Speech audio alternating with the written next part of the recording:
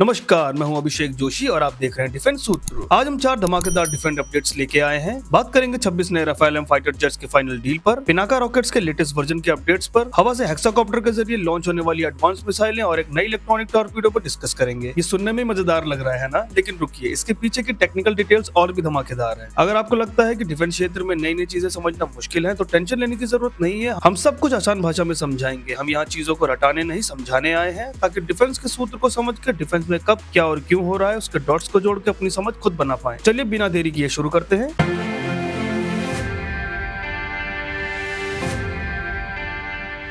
सबसे पहले बात करते हैं राफेल एम डील की। राफेल एम यानी डसॉल्ट एविएशन की नेवल फाइटर जेट सीरीज, जिसे खास एयरक्राफ्ट कैरियर ऑपरेशंस के लिए बनाया गया है। अब आप सोच रहे होंगे कि एयरक्राफ्ट कैरियर क्या होते हैं। ये एक चलती फिरती समुद्री हवाई पट्टी है जिस पर फाइटर जेट्स टेक ऑफ और लैंड कर सकते हैं। इससे नेवी को समुद्र में बहुत बड़ी ताकत मिलती है। खबर है कि हमारे प्रधानमंत्री जी पेरिस में एआई एक्शन समिट जाकर 26 नए राफेल एम फाइटर जेट्स का सौदा पक्का करने वाले हैं। इसमें 22 सिंगल सीट जेट है और 4 ट्विन सीट ट्रेनर शामिल होंगे। डिलीवरी शुरू होने में लगभग 3 साल लग जाएंगे, यानी तब तक हमारी नौसेना की तैयारियों का स्तर और बढ़ जाए। डिफेंस एक्सपर्ट्स का कहना है कि इससे हमारे देश की मैरीटाइम सिक्योरिटी को गजब का बूस्ट मिलेगा। भारत की विशाल तटरेखा की सुरक्षा के लिहाज से विमान बेहद अहम है, क्योंकि समुद्री जहाजों को भी शुरुआती चेतावनी या तेज जवाब के लिए तेज तर्रार और शक्तिशाली तकनीक पर निर्भर रहना पड़ता है। आखिरकार पानी के जहाजों की भी अपनी सीमाएं होती हैं, वे हर जगह तुरंत प्रतिक्रिया नहीं कर पाते। लेकिन राफेल की तैनाती से दुश्मन के खिलाफ कम समय में बेहतरीन जवाबी कार्रवाई करना और ज्यादा आसान हो जाएगा। ये सब एक गवर्नमेंट टू गवर्नमेंट डील मानी जा रही है, जिसका अनुमानित खर्च करीबन 50,000 करोड़ रुपए बताया जा रहा है। दूसरी खबर है इंडियन आर्मी को मिलने वाली गाइडेड पिनाका रॉकेट्स की खेप पर। पिनाका एक MBRL यानी multi barrel rocket launcher system है, जो एक साथ कई रॉकेट्स फायर कर सकता है। पहले इसका रेंज करीबन 40 किलोमीटर हुआ करता था, लेकिन नई गाइडेड पिनाका की क्षमता 75 किलोमीटर से भी ज्यादा बताई जा रही है। इससे हमारा DRDO यानी defence research and development organisation, जो हमारी देश की R&D एजेंसी है, ने तैयार किया है। और हाल ही में नवंबर 2024 को हुए ट्रायल्स में इस रॉकेट ने सटीकता के साथ लंबी दूरी पर निशाना साधा, जिससे इसके एडवांस नेविगेशन और कंट्रोल सिस्टम की ताकत साबित हुई। आसान भाषा में कहे तो अगर हमारे जवानों को दूर से ही दुश्मन के ठिकानों पर सटीक वार करना है तो पिनाका रॉकेट्स आम की टोकरी में आम वाली परफेक्ट हिट दे सकता है। इसमें सेल्वो मोड भी है, यानी कई रॉकेट्स एक के बाद एक तेजी से दागना। बॉर्डर के इलाकों में जहां दुश्मन की हलचल को रोकना हो, वहां ये बहुत कारगर हो सकता है। तो अगर आचार्य चाणक्य आज जिंदा होते तो कहते, दूर बैठे दुश्मन पर भी नजर रखो और समय आने पे पिनाका से प्रहार करो। बताइए DRDO ने इस विचार को आधुनिक दौर में कितना सटीक उतार दिया है। अब बात करते हैं DRDO के एक और एडवांस प्रोजेक्ट की, ULPGM-V3। इसका मतलब है unmanned launch precision guided missile version 3। ये एक खास किस्म की स्मार्ट मिसाइल है जो इंसानों के बिना यानी अनमैन्ड तरीके से लॉन्च की जा सकती है। सुनने में और भी खास है, क्योंकि इसे एक हेक्साकॉप्टर के जरिए टेस्ट किया जाएगा। हेक्साकॉप्टर का मतलब है 6 रोटर्स वाला बड़ा ड्रोन जो मिसाइल को उठाकर दुश्मन के टारगेट तक ले जा सकता है। इस मिसाइल की खूबियां है बेहतर रेंज, ज्यादा एक्यूरेसी और बड़ी अडेप्टेबिलिटी। DRDO का कहना है कि अदानी डिफेंस के साथ मिलकर इस पे काम हो रहा है, ताकि इसे इंडस्ट्रियल स्केल पे बनाया जा सके। ये मेक इन इंडिया पहल को भी आगे बढ़ाती है, क्योंकि इससे हम बाहर का सामान कम खरीदेंगे और अपने टेक्नोलॉजी पर ज्यादा भरोसा कर पाएंगे। मजेदार बात यह है कि ऐसे सिस्टम ट्रेडिशनल एयरक्राफ्ट की जगह ड्रोन से भी इस्तेमाल किया जा सकता है, जिससे जोखिम कम होगा और छोटे मिशन को भी जल्दी किया जा सकेगा। इसे ही कहा गया है कौड़ी कौड़ी जोड़कर बड़ी ताकत बनाओ। यही बात DRDO कर रहा है, छोटी छोटी टेक्नोलॉजी इनोवेशन से बड़ा कदम उठाना। भविष्य में ये ULPGM-V3 पहाड़ों में, जंगल या दुर्गम इलाकों में सटीक स्ट्राइक करने के काम आ सकता है। कुल मिलाकर ये इंडिया के एडवांस मानव रहित युद्ध प्रणाली में एक बड़ा कदम है। अंत में आते हैं DRDO के नवीनतम नौसैनिक खोज पर, EHWT यानी इलेक्ट्रॉनिक हैवीवेट टॉर्पीडो। ये एक advance anti submarine warfare ASW torpedo है, जिसका मकसद दुश्मन की सबमरीन को निशाना बनाना है। ये वरुणास टॉर्पीडो का अपग्रेडेड वर्जन है, मगर इसमें इलेक्ट्रॉनिक प्रोपल्शन सिस्टम लगाया गया है, जिससे इसकी आवाज कम हो जाती है और ये पानी के नीचे खामोशी से दुश्मन की खोज कर सकती है। तकनीकी रूप से टॉर्पीडो करीब 40 किलोमीटर तक जा सकता है और इसकी स्पीड लगभग 40 नॉट्स होगी। 1 नॉट यानी 1.85 किलोमीटर पर घंटा होती है, तो अराउंड 70 किलोमीटर पर आवर की स्पीड हो जाती है, जो पानी के अंदर चलने के हिसाब से काफी तेज मानी गई है। इतना ही नहीं, इसकी ऑटोमेटिक गाइडेंस टेक्नोलॉजी से गहरे पानी में भी लक्ष्य खोजने में मदद करती है। EHWT को इंडियन नेवी के स्कॉर्पियन क्लास सबमरीन, जो फ्रेंच टेक्नोलॉजी पर आधारित है, के साथ इंटीग्रेट किया गया है, ताकि हमारी समुद्री ताकत और मजबूत हो पाए। नेवल ग्रुप फ्रांस के सहयोग से DRDO ने इस प्रोजेक्ट को टेस्ट किया है। शुरुआती ट्रायल्स में टॉर्पीडो ने सफल प्रदर्शन किया है। आचार्य चाणक्य ने भी कहा है कि शत्रु को समुद्री रास्ते से घेरो तो आधी लड़ाई वहीं जीत ली जाती है। बस अब इस टॉर्पीडो से यही कहावत पक्की हो जाती है। दोस्तों, इलेक्ट्रॉनिक कारों का जमाना है, अब इलेक्ट्रॉनिक टॉर्पीडो का भी दौर आ गया है। इससे भारत की आत्मनिर्भर भारत वाली सोच और भी मजबूत होती है, क्योंकि ये पूरी तरह देसी तकनीक से तैयार हुआ है। दोस्तों, ये थी हमारी आज की 4 जबरदस्त डिफेंस खबरें। उम्मीद है आपको मजा आया होगा और आप बहुत कुछ सीख पाए होंगे।